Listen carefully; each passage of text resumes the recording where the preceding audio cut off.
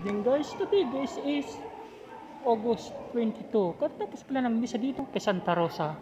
Okay guys, nagsimba ako guys another mass for Centros Oblima. Now guys, after the mass, isunod na yung procession for second night procession for Centros Oblima. Yan guys, oh. Oy, thanks palang ta Barangay Macad and Barangay Antipolo na nag-participate dito sa simbahan ni Santa Rosa. Led by Mayor Respectful Jojo Bingwa. Okay. Yun guys, oh. Yun, imay ng Macad, Charlie de Flores nilabas na guys. Okay.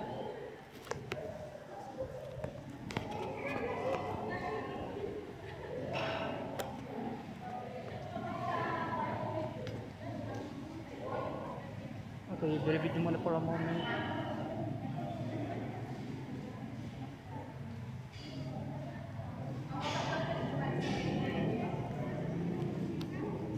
Hanggang sa mailabas ang imahe Santa Rosa Oblima.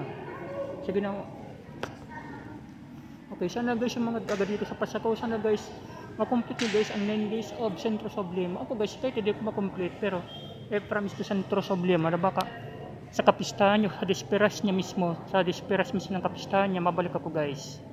Okay, and for the Catholic community, huwag niyong kalimutan si Centros Oblima.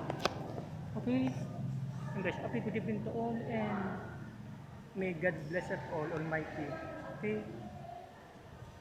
Father Raymond at your vlog.